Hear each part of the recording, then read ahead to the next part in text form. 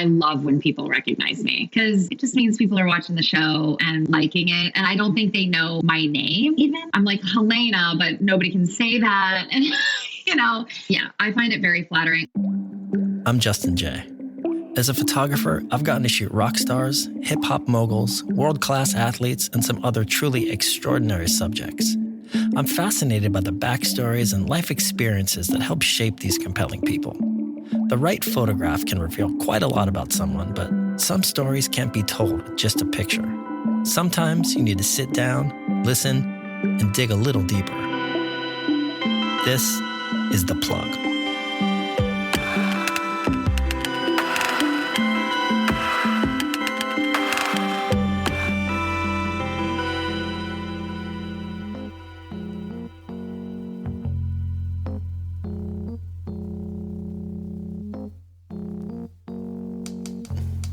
The myth of the overnight success is deeply ingrained in American culture.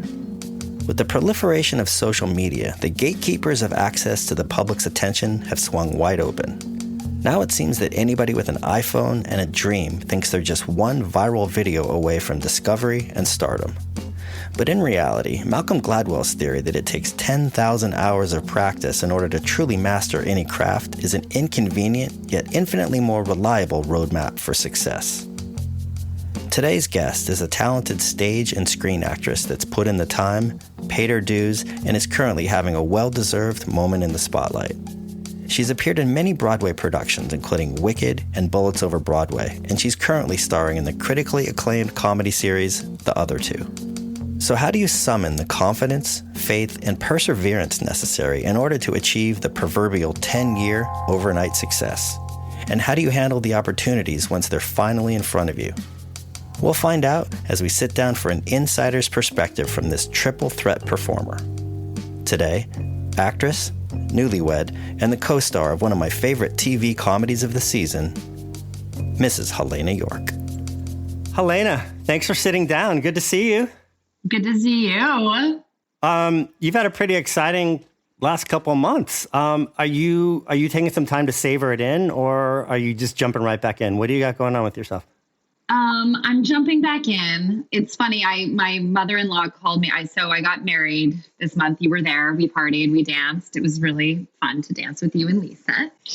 And my mother-in-law called me at like 4:15 p.m. the day we got back from our honeymoon to be like, how was it? And I was like, I'm not ready to download this.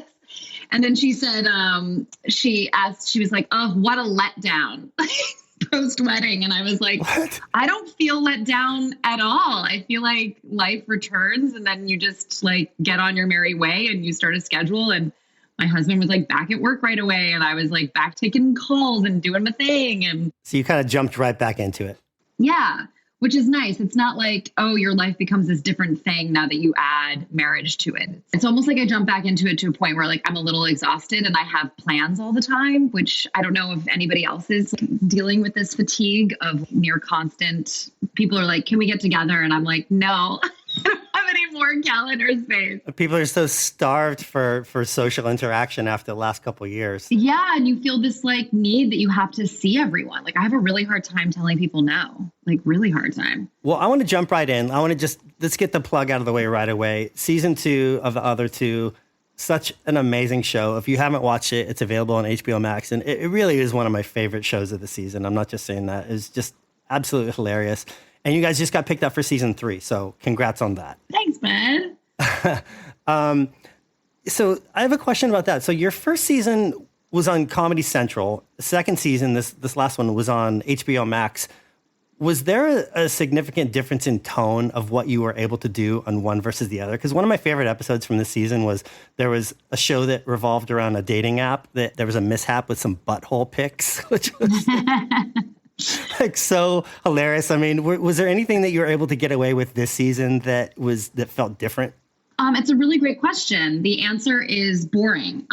First season was Comedy Central, as you said, and then second season was going to be Comedy Central. And the entire season was written and completed by January 2020. And we started production on season 2 with thinking that we were going to be on Comedy Central.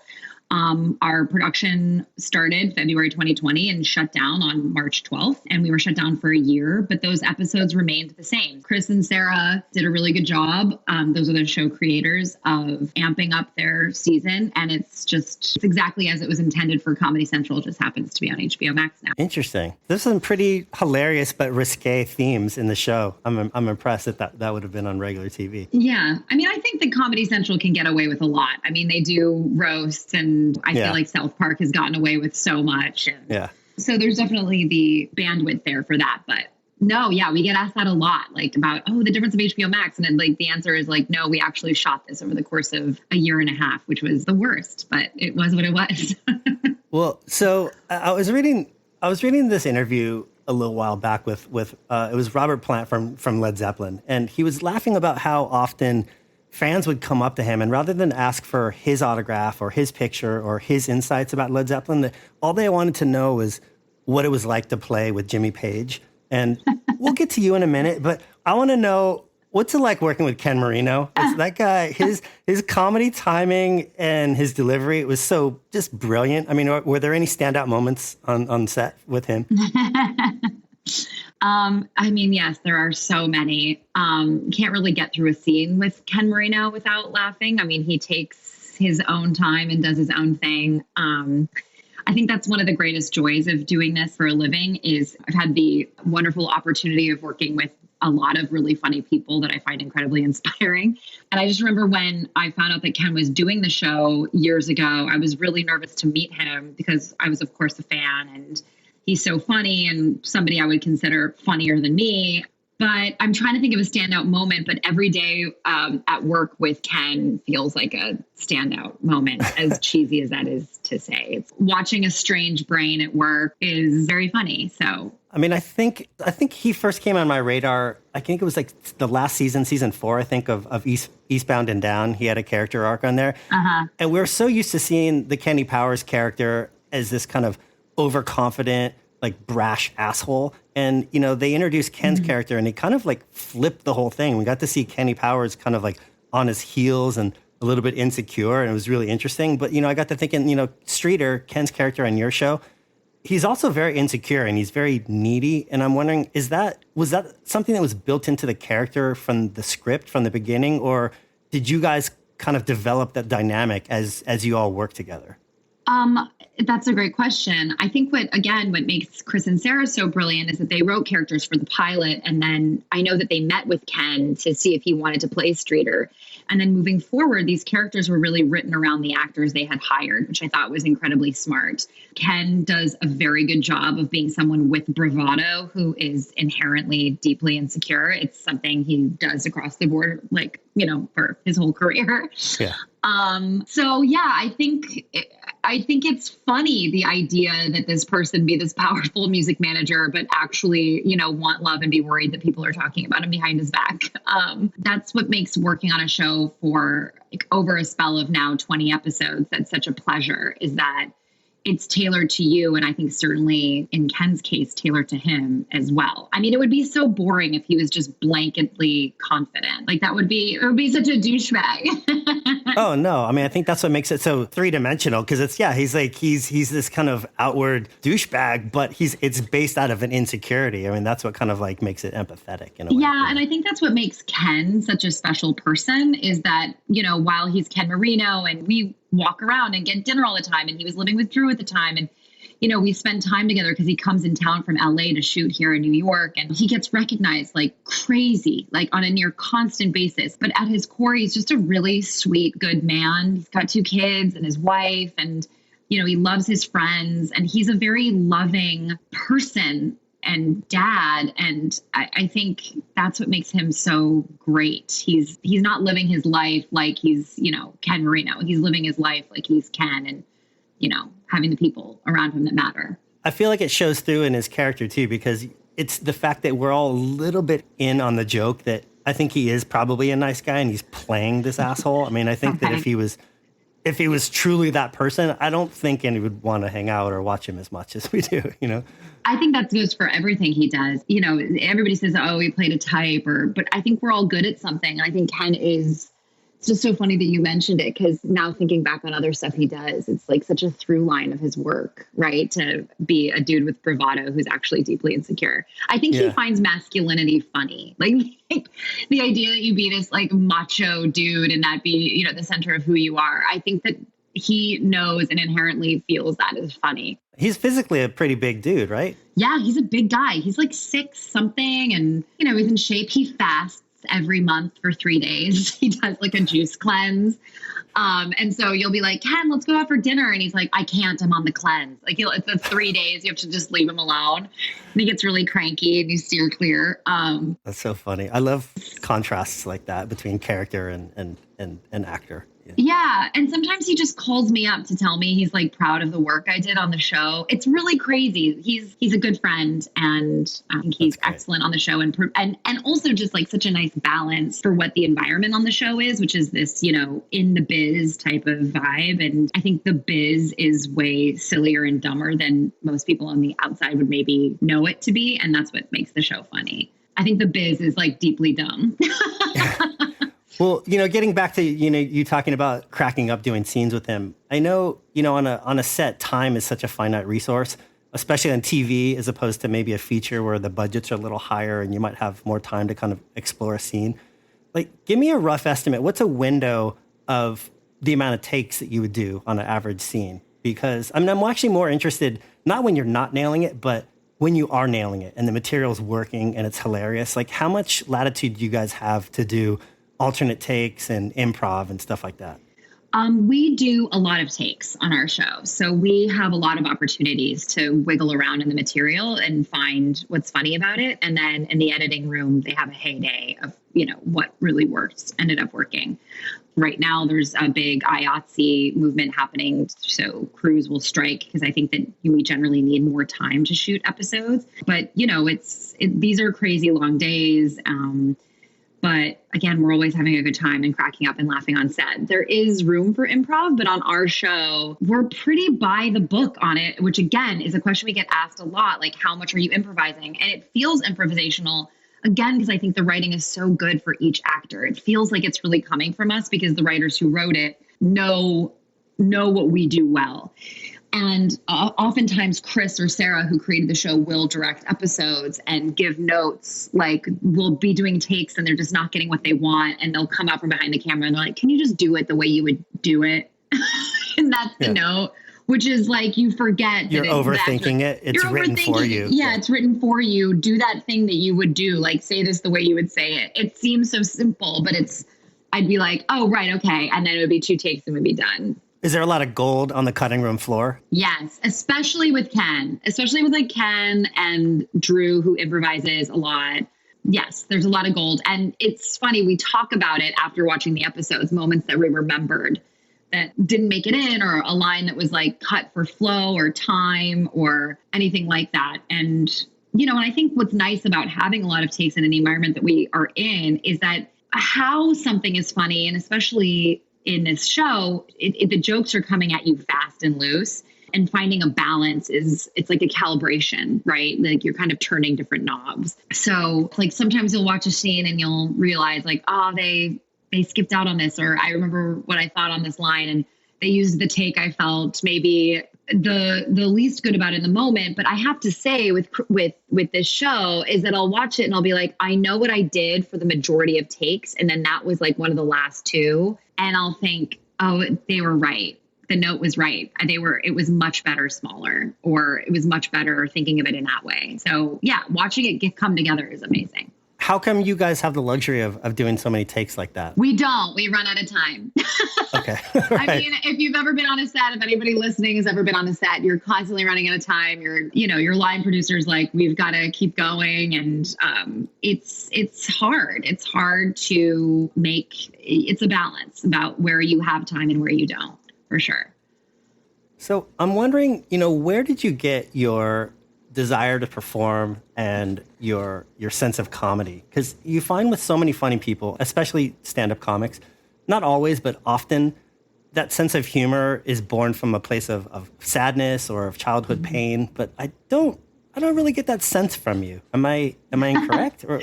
No, you're correct. I have sometimes I feel that I lack depth due to my lack of childhood pain. No, I have a very funny dad. Like, he's always been somebody who, like, at dinner parties and, growing up, observing him and how he, had a room in the palm of his hand and, inflection and timing and not being afraid to look stupid or sound stupid or bear who you really are. I think comedy is truth. And a lot of people get the ability to look stupid because it's their way to cover what they're sad about, their, shame that they feel or things that embarrass them. They're like, well, if I bring it to the forefront, that'll make it not exist. But for me, I think, and for a lot of people, I think it's just saying like, it doesn't bother me if I look dumb in this moment, or if I don't look beautiful, or if I don't look smart or something like that. I think, and that's what's funny. I think, the cracks in between. Like, I don't know about you, I'll walk around New York and you see now these Instagram photo shoots happening all the time. And people are taking themselves so fucking seriously. And there's nothing funnier than an Instagram photo shoot. Yeah.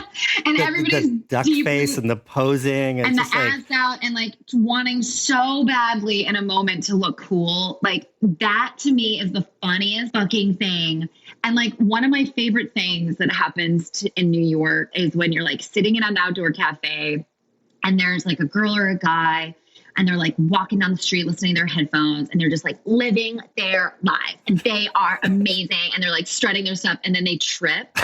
And then the look that goes over their face, like that comes over them, it just like the veneer drops because they're like, oh, they either try to pass it off or pretend it didn't happen or, cover for it in some way. And it's just the fucking best. And I think we're all trying to look so fucking cool all the time. But I think funny people know how to not and are happy to not. Well, that's what I thought was so interesting about, I was fortunate I got to go to your wedding. It was such a beautiful ceremony. Thank you for having me. But in addition to being heartfelt, it was really funny. There was a lot of really funny moments from all your family. And I was wondering, was that emblematic of you growing up and that really informed where your sense of comedy comes from? Or was there an element of them kind of stepping up and feeling like they had to really perform because of where you are in your career right now? Yes, I grew up in a funny house where we would have family dinners on Friday, Saturday, Sunday nights. We were always in conversation with each other, very loud, very opinionated people. It can turn very easily into like a bloodthirsty fight, but we say what's on our mind. We feel things in deep ways and make them known. And, these are good. This is good. And this is also bad. But, I think there's a freedom of expression that I grew up with that is the reason I do what I do for a living, for sure. It's funny because you get exposed to other people's families or you hear what people deal with in their own families. And it's like, well, we don't talk about that or my dad has never acknowledged XYZ or whatever. And it's just always so interesting to me because I'm like, oh, I did not grow up like that at all. We said everything. Again, this is not always good.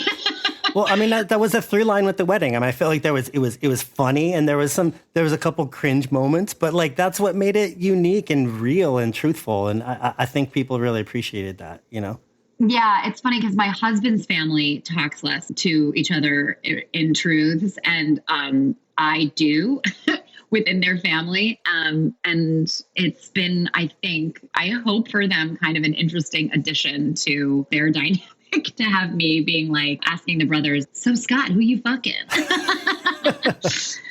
No, I mean, I think there's a power in that honesty to be able to disarm people, and I think. Well, you cut through shit. You know what I mean? Like, it's so interesting to me. Like, people tell me, like, I don't know if you have this experience, oh, I'm going through this thing with my friend and I'm watching this happen. I'm like, well, then why wouldn't you fucking tell them?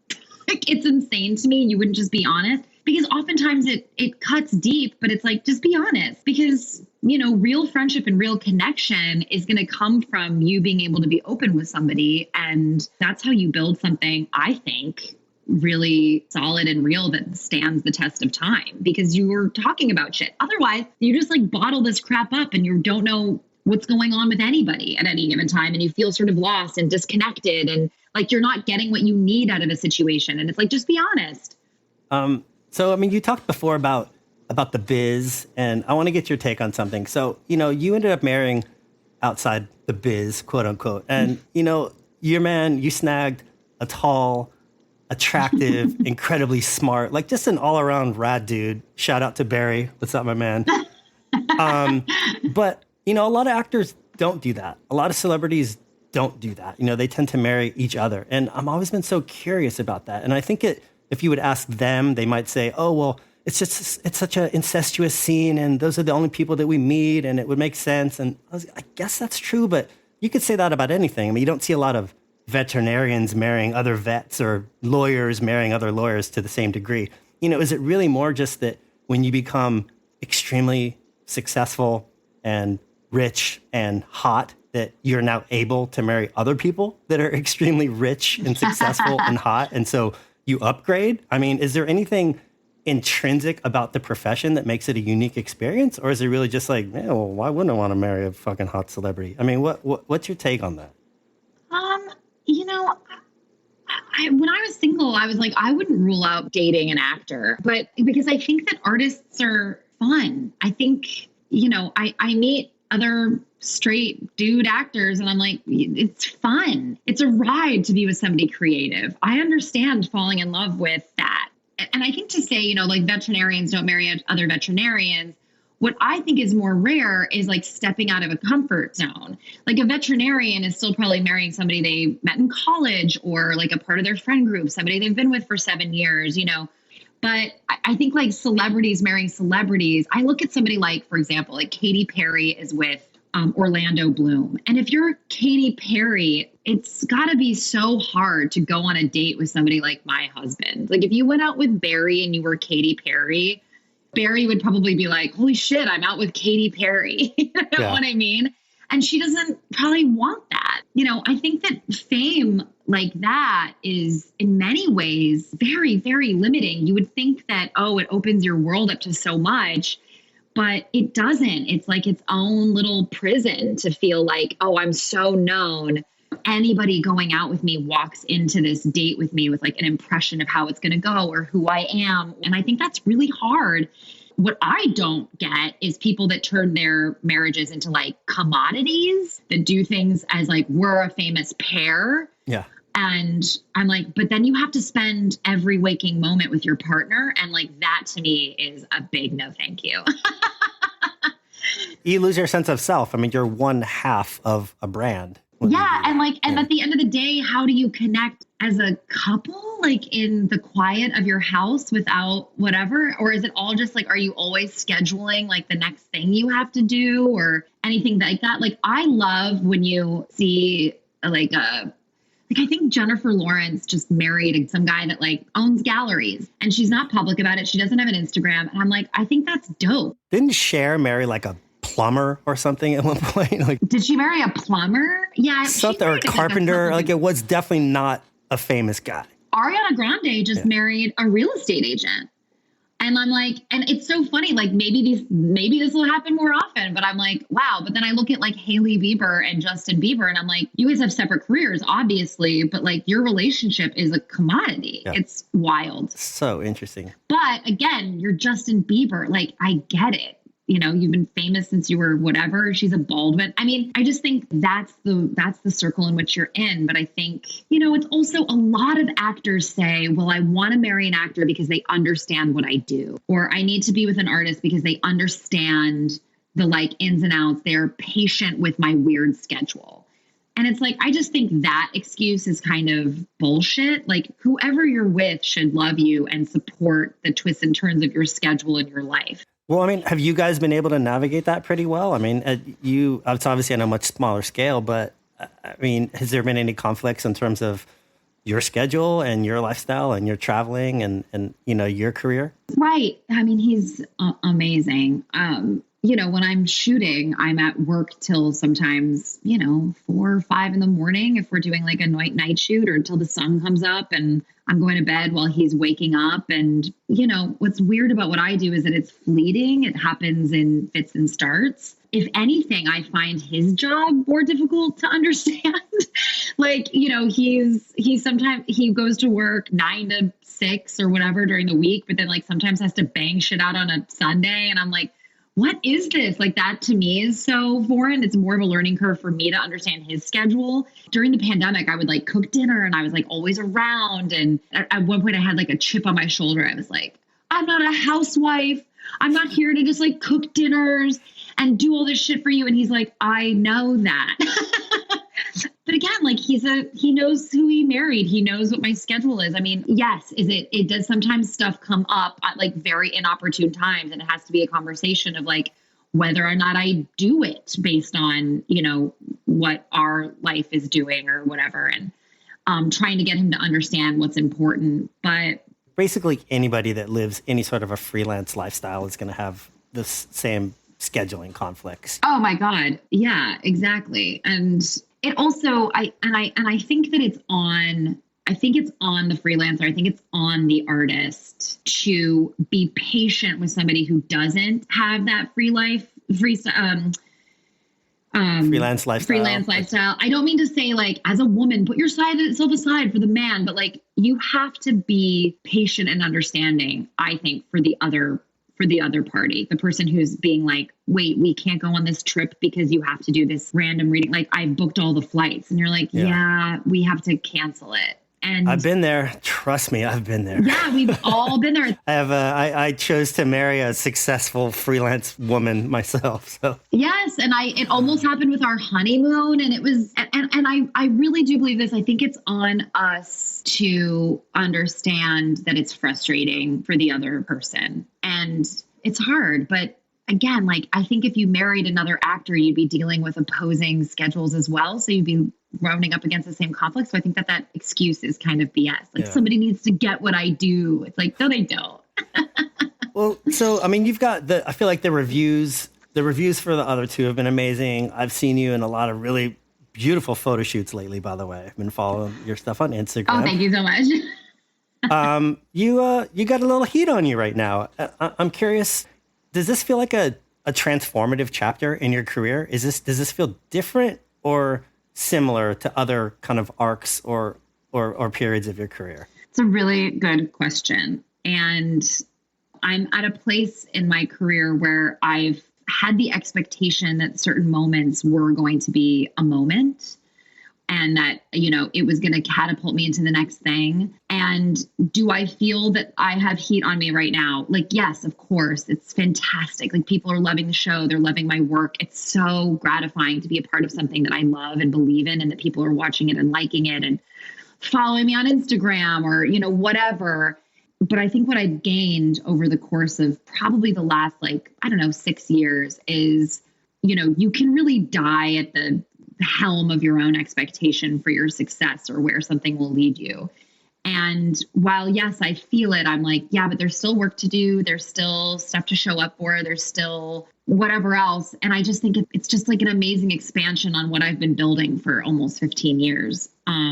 It definitely feels different. But I think what's so nice about it is that it just means that there's new opportunities for expanded creativity, which is all I could ever want. The idea that interesting people want to talk to me now about projects, or I've been writing with my friend Max and pitching a TV show and, just doing other things and not feeling like I'm this random outsider. I think that that's what it is, right? Is that like in this business, it's so easy to so often feel like an outsider, or that for example, like I sat down to journal the other day because I was feeling a little overwhelmed. Like everything was coming at me fast and loose. And I was like, oh my God, there's just so much going on. I got married and now I'm home and everybody wants to talk to me and blah, blah, blah.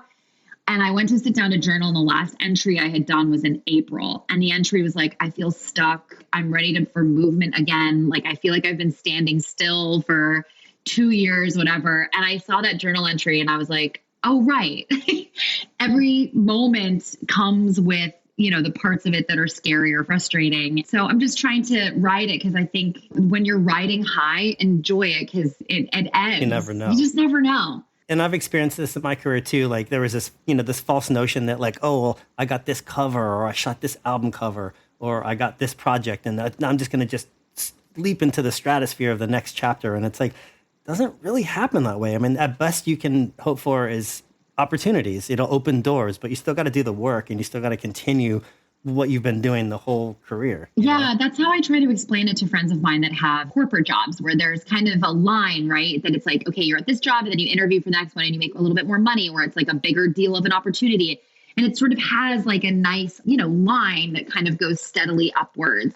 But for artists, and again, this is another thing that I think artists are attracted to being with other artists because they understand this kind of like up and down, is that, it's like, it doesn't just automatically mean you get the promotion. There's no promotion. Yeah. You still are trucking along, trying to like I still had to do an audition the other day and like thought my tape was okay, like I still had to prove myself. Yeah. I'm always curious about people's relationship with fame. It would seem like from an outsider's perspective, maybe when you first start getting recognized on the street or whatever, it would be very novel, maybe flattering, it'd be fun. And then it would seem to kind of plateau and it's something that you just kind of learn to accept and it's part of life. And then for a very small segment of people in the business that are extremely famous, it would just become debilitating where you can't even live your life and it kind of works against you. Where on the spectrum are you right now? Like how often do you get recognized? Are you comfortable with that attention right now? I'm still on the novel end of that. I love when people recognize me because it just means people are watching the show and liking it. And that's all I care about. And I don't think they know my name even. Like I'm like Helena, but nobody can say that. And, But I feel like in the sense the people that would stop and talk to you on the street are they're actual fans and they know the work. They don't know you because of the image of Helena from whatever action movie or whatever. It's like they actually know the work. I think that would be really flattering at this point. Yeah, I find it very flattering. I sometimes get recognized. The other day it happened to me on the subway for I Love You. I saw you in American Psycho on Broadway. Like I get Broadway recognized sometimes, which is often one of the most satisfying because that show ran for 6 weeks, right? So it's like if somebody saw that. It's funny. I wanted to ask you about that. That was one of my questions. So I got to see you perform American Psycho on Broadway. It was a short-lived production, but I thought you were fantastic in it. And it was really interesting for me to get to see you in that context because I don't see a lot of theater. I don't get to go to plays very often, but, I have been on movie sets. I've shot on TV and movie sets, and the pacing is so slow. I mean, you do a couple scenes, you cut, you do coverage, you reset, over and over, and it's such a slow workflow. Whereas opposed to, being on stage on Broadway, you have one chance to do that entire scene. And I can't even imagine that. Like, was that challenge something that seemed enticing to you or was it just terrifying? I went to school for musical theater, so I have a degree in that. And it's not one shot to do a scene. That's what's so great about theater is that you work it in a room to death and it becomes one thing. And then you put it in front of an audience and it becomes something else. But the execution, you have one shot once you're on stage to do that. Right. And sometimes you fuck up, and fucking up is like the most exhilarating thing in front of a lot of people. So I think more than anything with theater is that if you do a long run of something, yes, you have one shot that night to do that scene, but you've done it so many fucking times. It's just become, you're almost a robot with it. And it's hard to find what's new in it. And that's what becomes the difference. The creative process of putting a show together is, I think, the best part about doing theater is like finding what works, testing things with an audience. You have the opportunity to do that. But with TV, every day is different. It's a slow work process and, you sit around waiting to get those takes in, but you're doing different stuff. And it's like those brief moments are these, especially on sets, as you say, you're stopping, you're starting, you're doing different coverage, whatever. Those moments where you're doing what you're doing is like, it's what you're there for and it's electric. But, theater is fucking exhausting. Well, when you're doing like a long run like that, 6 weeks or longer or whatever, like how much of a living production is that play in terms of like from one performance to the next or even from the first performance to the last? Like how much does that play change in the course of that run? Is it pretty, like once you lock it in, you're like a robot, like you said before, and it's kind of the same? Or are there a lot of subtle differences? And then what's the role of the director once it's kind of has its own birth and it's on stage?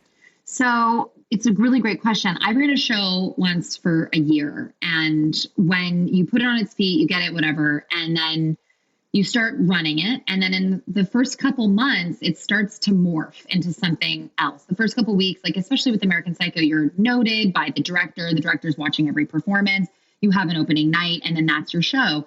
And then depending on audiences and like, you start to find other moments in it that you didn't see before. You know, it's like if you went to look at a Monet every day for weeks and weeks and weeks, you would start to see other things in it, nuance that you didn't catch before, a brush stroke or anything. And it starts to morph and change, and you start to become, you get to a place where you're crystallizing, you start to fire on all cylinders. But then I know I do this. I start to go a little bit too far. And stage managers take the place of directors for a good part of the run. Stage managers on Broadway are, I think, very unsung heroes. They run understudy rehearsals and they make sure they keep you on track. Like, you know, don't forget you got this note, pull it back, this, that, or the other thing. And then directors will visit and then come to your dressing room and be like, you forgot about this, or you've gone too far with this, and, you know, try to keep it together. That's why long running shows like Lion King, Wicked, I think Aladdin's still on Broadway. I don't know how they have Phantom of the Opera going. That's really amazing to maintain the original intention. How often would a director of Wicked attend a performance? I don't know how often Joe goes now. I was on the road with Wicked, and Joe came like once every maybe 3 or 4 months, but the associate directors came more often. Wow.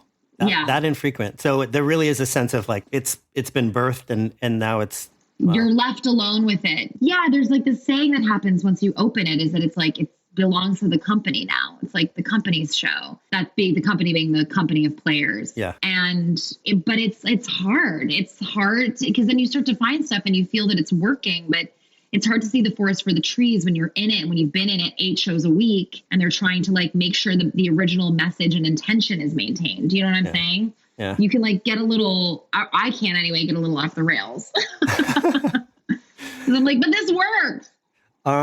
Cool. Well, we always like to end the show by giving guests an opportunity to plug something other than themselves that they feel really isn't getting the attention that it deserves, whether it's like a book or a movie or a TV show or a cause. Like, is there something you want to shout out to kind of give some shine to so that people can be aware of? Yes. I'm obsessed with this show. It's on FX, but and it goes on to Hulu, so you can stream it. They are airing the 3rd season now, and the show is called What We Do in the Shadows. And have you watched that show? I feel like not enough people are watching this show. It is so fucking funny. They are so funny. I auditioned for it and like didn't get it. And I have a feeling I know who did. And I'm like, it hasn't aired yet. And I'm so excited to see, because I'm just such a fan of the show. I think it is so fucking good. Were you a fan of the movie as well? It started as a movie, right? Yeah, it is. I've not seen the movie. Oh, it's hilarious too. Different players. It's the Kiwi guy from Flight of the Conchords was in it. Yeah. Yeah. Very funny. Yeah. Very, very, very fucking funny. I'm excited that you haven't seen that yet. It's like a nice little treat. Yeah. No, yeah. Oh, speaking of something, being excited something and seeing something, this is like a bit of a diversion from the question you just asked me. I spoke at my friend's class last night. He teaches, like, he was doing a little guest teaching at an NYU class, and one of the girls was wearing a Clueless t-shirt. And I was like, oh my God, best movie. She's like, oh, I've never seen it. I was like, what? She was born in 2000. And I was like, is this just a nostalgia t-shirt? She was like, yeah, like, you know, found it at Urban Outfitters. She's like, I'll watch it. I was like, it's Clueless. You're acting like watching it would be a chore. Like, you're so lucky you get to experience it for the first time. You're like, I'm jealous, actually. I know, seriously. A young Paul Rudd. Yes, exactly. Who looks exactly as he does now. Yeah. Well, Helene, you are having a banner year. I want to congratulate you again. Success of the show, success of finding someone that makes you such a wonderful person. You and Barry are such a great couple. Thanks for having me at the wedding. And thanks for taking time out. Really, I appreciate it. I'm so glad you could do it. Well, I love you anytime. You're the fucking best. I will see you soon in person, hopefully, if I can squeeze it in your schedule. Jesus Christ. It's like a one more dinner plan. I'm like, oh my God, I'm dying. All right. But I love it. It's just like, oh shit. All right. Well, congrats again. And plug one more time, the other 2 available on HBO Max, and season 3 coming up soon. So congratulations. Thanks for listening. And a huge thanks to today's guest for dropping in. If you enjoyed this episode, do us a favor and take a minute to rate, review, follow, or subscribe. This episode of The Plug was executive produced by Ryan Bucci and Peter Buckingham. Theme music by Andrew Van Weingarten and Dan Drohan, with sound design by Brad Worrell at Soundwag. Thanks again, and be sure to tune in for future conversations.